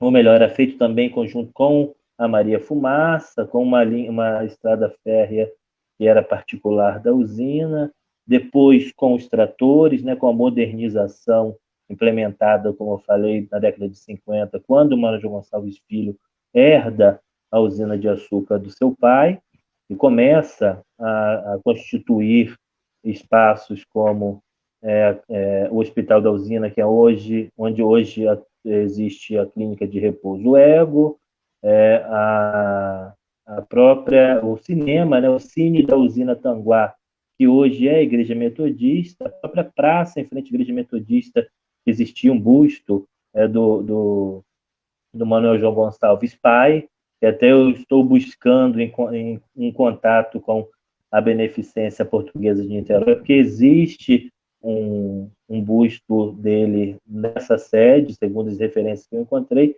e eu quero buscar, de certa forma, fazer uma réplica em 3D, usar da tecnologia para a gente buscar e recompor essa peça. E tem muita coisa aí, digamos, muito material aí na ponta da agulha, já pessoas que se sensibilizaram com essa minha militância, mas nós não temos ainda um espaço destinado a recolher esse material e cuidar e fazer esse trabalho. Porque o que acontece muitas das vezes, são as pessoas sabendo dessa minha atuação, muitos pais de alunos, muitas pessoas conhecidas me acionam, muitos professores até, me pedindo informações sobre a história de Tanguá. E eu sempre faço a menção ao projeto Caixa de História. E aí eu tenho que fazer aqui a menção ao vereador Luciano Lúcio, porque muitas vezes, por nossa insistência, e mais por ele, por ser vereador de mandato, fez muitos requerimentos à Secretaria de Educação de Tanguá e também à Secretaria de Cultura e Turismo para que esse material fosse adotado como um material de referência para o ensino da história local, para que a história local fosse abordada dentro da sala de aula através de documentos, ou melhor, de um material que apoiasse de fato o professor. E eu também cheguei a conseguir também ser presenteado tanto com a edição da Caixa de História, o livro do professor de Cachoeira de Macacu, como o livro do professor de Itaboraí, e eu deixei na mesa da secretária de Educação de Tanguá por uns bons 4, 5 meses, até que eu fui buscar, porque eu entendi que não seria material, não seria adotado.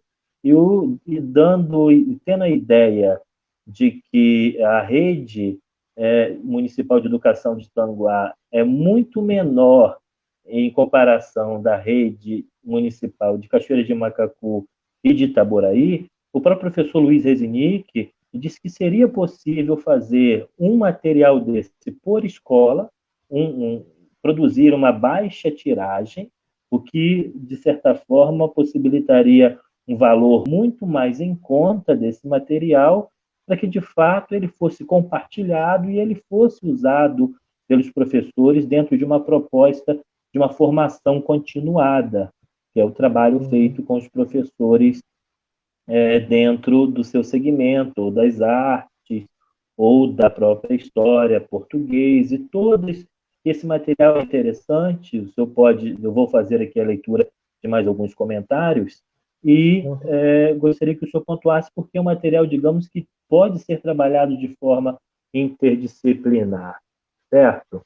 Então, gostaria de fazer aqui só o registro aqui do Jaime Freitas, que ele questiona se a Embratel seria um patrimônio cultural da cidade, e eu acho que isso acabou respondendo essa pergunta que sim, que é um patrimônio, porque essa noção que nós conversamos também, de que o patrimônio, às vezes, ele é visto só como algo antigo ou algo colonial, e que as cidades mais recentes, como Tanguá, não possuíssem um rol de patrimônios, de acervos, e também cita aqui uma frase que um slogan que foi muito utilizado em Tanguá, que é "o mundo passa por aqui".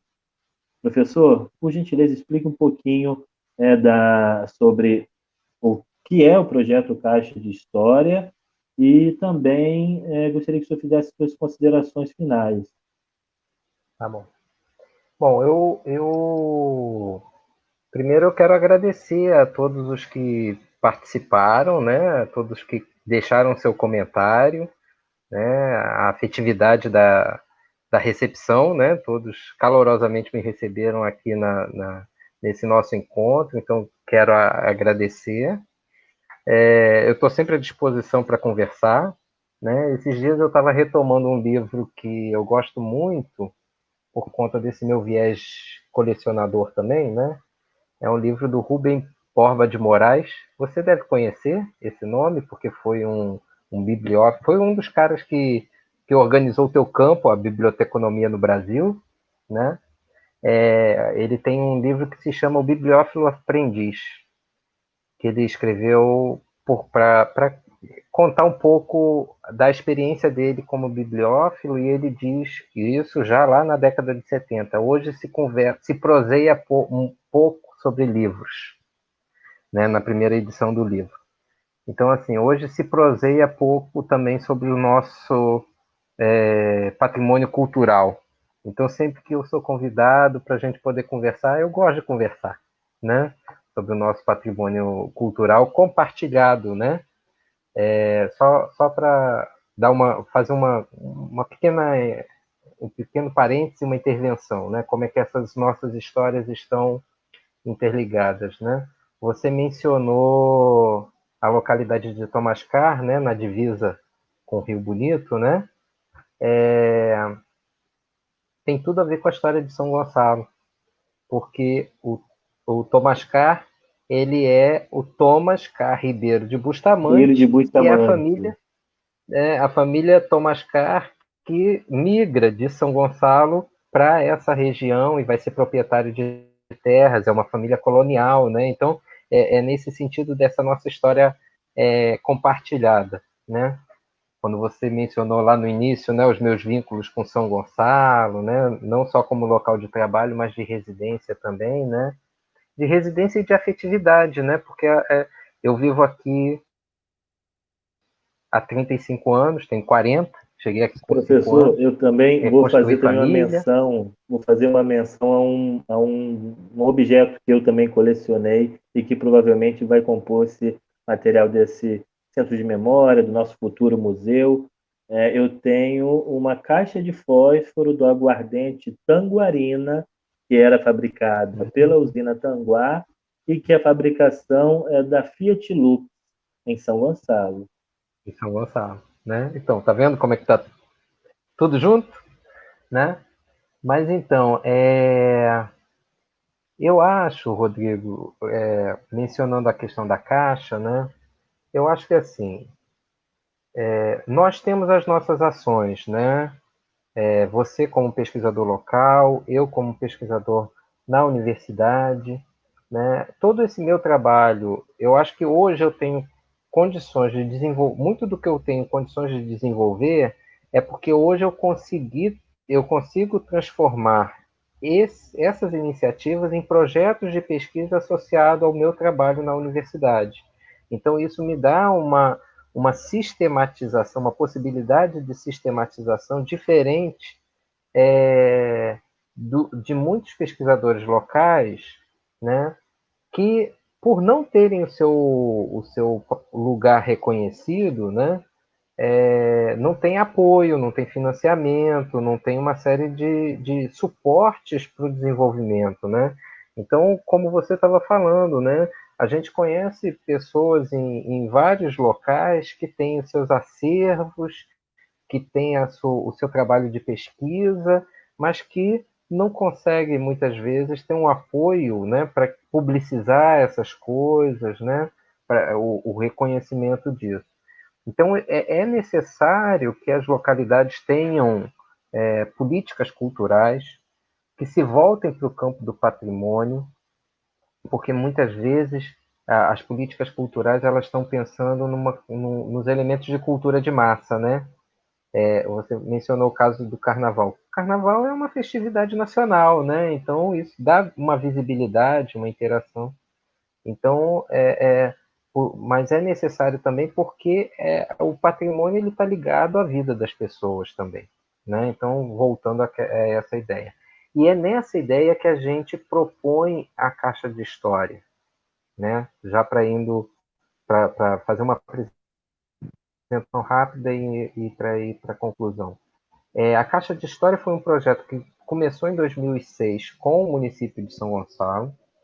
Hoje nós já conseguimos fazer caixas. Estamos esse ano trabalhando em mais 2 caixas, né? E aí a gente vai totalizar mais de uma dezena de caixas já feitas para os municípios, né? Porque ele foi reconhecido, essa metodologia foi reconhecida como uma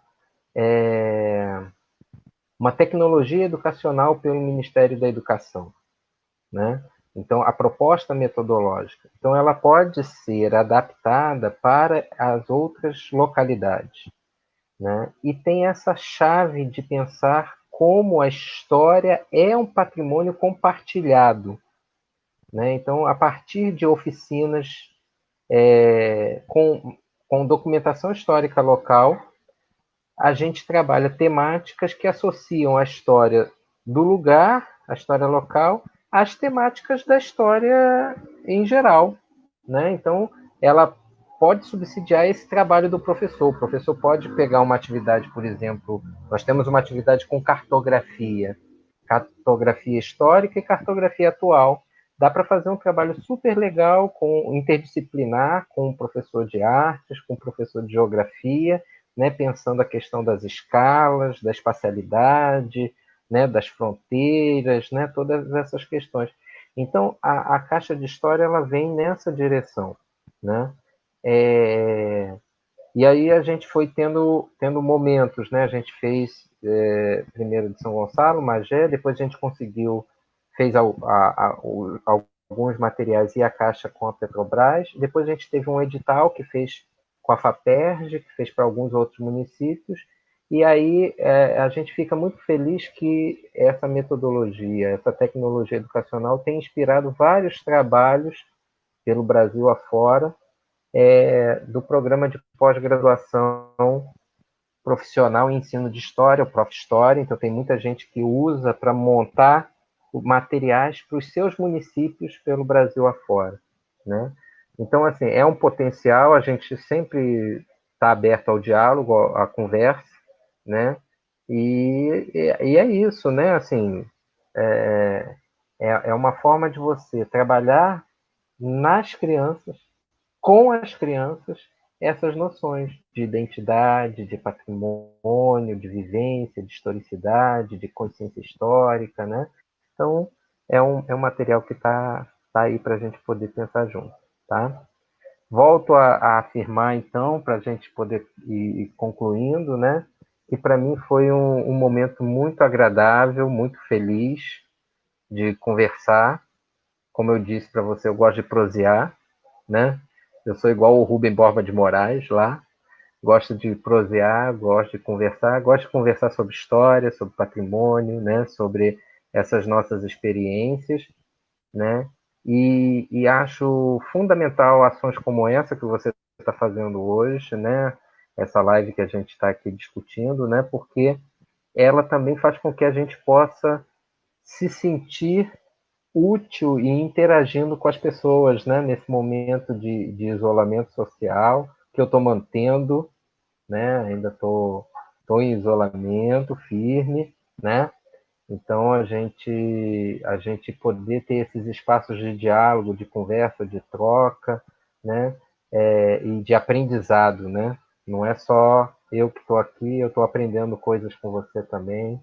Então é um momento muito agradável e espero que todos aqueles que estejam aí assistindo agora e que possam assistir em outro momento também, que a gente possa ter essas trocas, esses momentos de troca, de conversa, né? Porque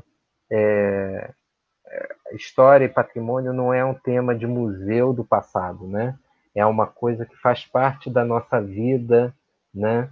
Os museus são vivos, né? Essas duas iniciativas que eu falei logo no início, a gente tem todo um esforço para fazer com que eles não sejam vistos como uma coisa que está lá, que só guarda coisa velha, coisa antiga, mas que estão aí, fazem parte da vida da gente. Então, eu te agradeço muito, Rodrigo, essa oportunidade de estar aqui conversando contigo e com todos os que estão nos vendo e que nos verão também, tá?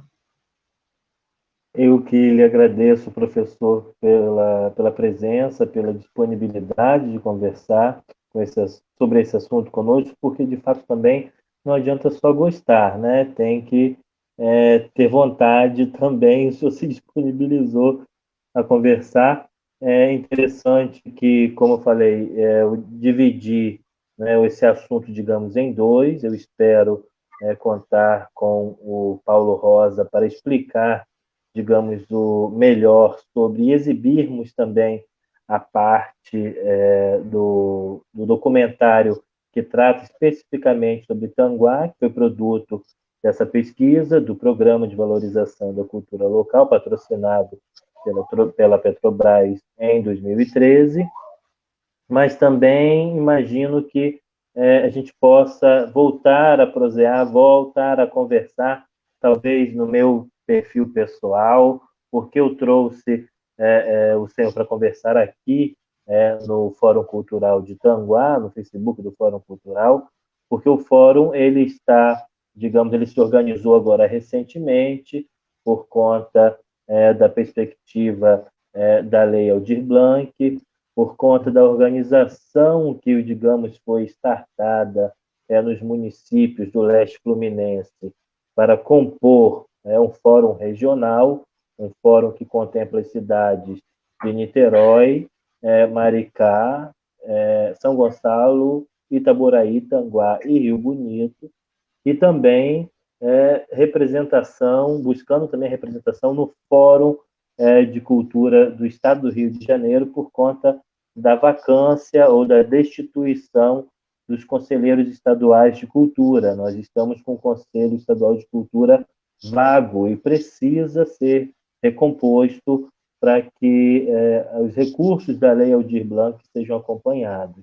Então, muitas pessoas, até que estão nessa organização do Fórum Cultural de Tanguá, elas ainda não têm noção da amplitude da diversidade que é tratar e gerir uma parte. Digo, talvez até que gestores que estão no poder não entenderam a dimensão do que a cultura trata. A cultura, de fato, ela é carnaval, mas não é só carnaval. A cultura não pode ser tratada como um mero entretenimento e um lazer.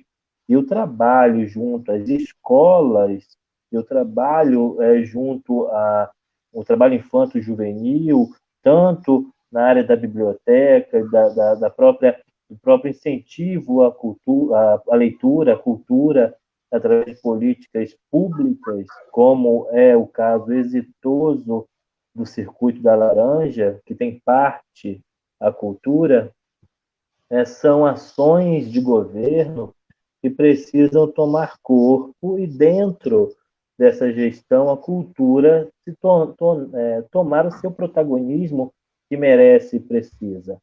Então, eu também creio que nós ainda teremos aqui, através dessa página e dessa organização do fórum, uma conversa também sobre a Folia de Reis, que a Folia de Reis ela é uma expressão cultural da nossa região e ela permeou muito bem, ela foi o elo de ligação de todas as cidades dentro do documentário. Então, o documentário ele perpassou aí todas as folias de reis dos municípios que foram pesquisados. No caso de Tanguá também é dada uma certa ênfase a essa manifestação, porque o vídeo, né, ele procurou dar conta justamente do que o livro, do que o material não deu, que é a fala, o saber tradicional, a música, né, esse complexo, ou melhor, essa diversidade que o patrimônio imaterial compõe. E aí ele, dentro do que o senhor bem pontuou, e acredito que tenha sido, digamos, um acaso, né? Porque, de fato, o patrimônio integral é algo que está se tornando consenso dentro do debate sobre o patrimônio, mas a legislação, com certeza, ela não teve essa intenção.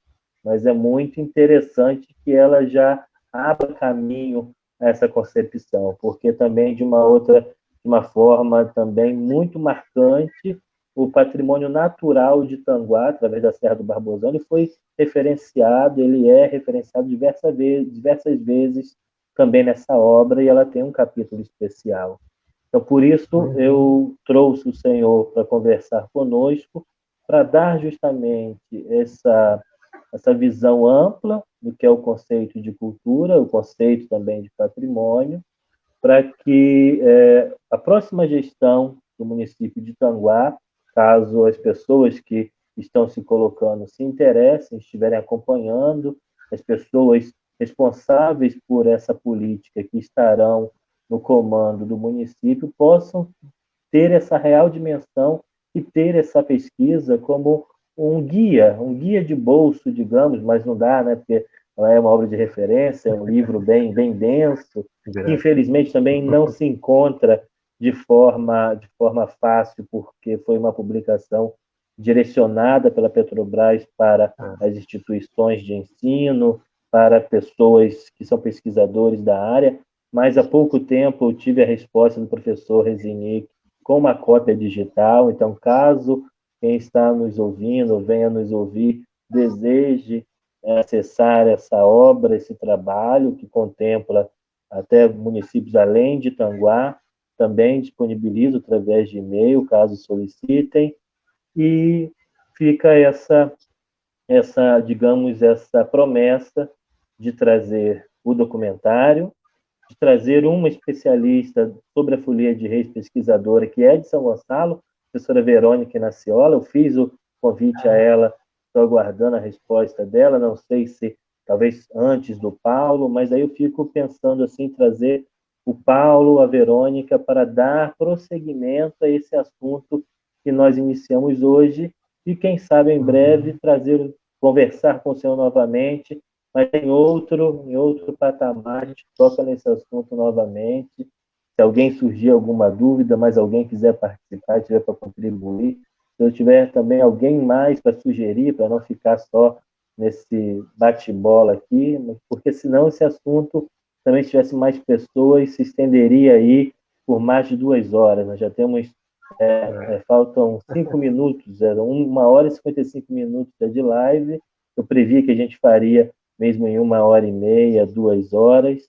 Chegamos, digamos, falamos dos assuntos que nós imaginávamos discutir, mas comentar bem por alto, e acredito que isso é um assunto que não se esgota, por conta que é uma demanda não só da cidade de Tanguá, mas também como todas as cidades dessa região, mas especificamente da nossa cidade. A gente se coloca à disposição para falar, para contribuir com o poder público nessa temática, e isso não é de hoje.